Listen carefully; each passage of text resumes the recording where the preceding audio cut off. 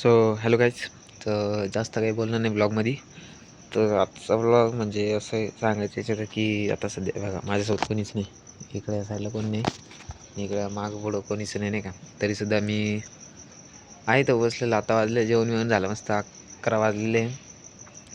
तर आता मी एकटं होते बसलेलं. म्हणजे कसं आता माझे मित्र पण म्हणजे बऱ्यापैकी सर्व झोपलेले आहे. सायला ते आहे पण मग तो आजारी सध्या, त्याच्यामुळं मग या ब्लॉगमध्ये सांगायचं असं की असं सेम लाईफमध्ये सुद्धा होतं की आपल्यासोबत कोणी राहत नाही. कधी कधी आपल्याला काही गोष्टी एकट्याला करायला लागतात. तर तिथं तुम्ही हार न मानता आणि हिंमत दाखवून पुढे जायला पाहिजे आणि ते काम केलं पाहिजे, असं माझं म्हणणं आहे. त्यासाठी मी ब्लॉग करतो आहे हा, की खूप वेळा आपल्याला असं वाटतं की यार आपण एकटे मग आता करायचं का नाही, तर कोणतरी जोडी पाहिजे वगैरे. ते सोडून द्या आता.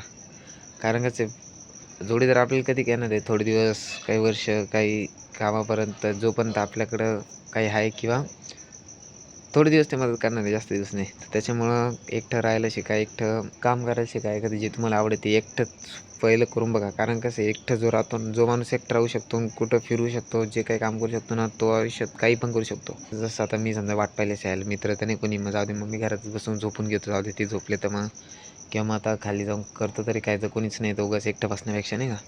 तर तसं न करता मी आलो आहे खाली आत्ता आणि ब्लॉग शूट करतो आहे आणि आजूबाजूला कोणीच नाही. तरी थोडं मी आता बसेल, चक्कर वगैरे मारल आणि त्याच्यानंतर मग मी जाईल घरी.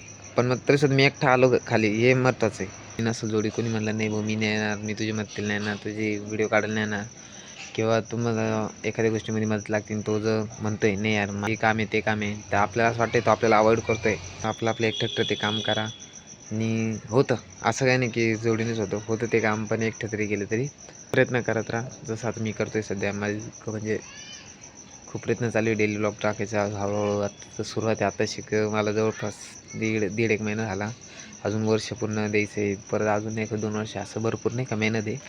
पण मी तरी मेहनत करत राहील जोपर्यंत मला जी माझी अचिव्हमेंट आहे, काही गोल्स आहे ते पूर्ण होत नाही तोपर्यंत. प्रयत्न करतो की जेवढं मला गोष्टी माझ्याकडनं शेअर करता येईल तुम्हाला वगैरे, सर्व त्या गोष्टी मी शेअर करण्याचा प्रयत्न करतो. जे काही रिअल इन्सिडेंट माझ्यासोबत घडतं आहे वगैरे, किंवा जी काही माहिती असो, जे काही सर्व काही ते सर्व रिअली मी सांगायचा प्रयत्न करतो आपल्या ब्लॉगमध्ये. तर काही हेच आजच्या ब्लॉगमध्ये सांगायचं होतं माझं म्हणणं. जे काही तुम्हाला कळालं असेल, ज्यांना रिलेट झालं ते त्यांना कळून जाईल की काय म्हणत होतो मी. बाकी ज्यांना नाही माहिती ते समजून घ्यायचा याचा प्रयत्न करा. सो मग चला, तर मग टाईम पण खूप झालेला आहे. सो भेटूया आपण नेक्स्ट ब्लॉगमध्ये. आतासाठी बाय बाय गाईज.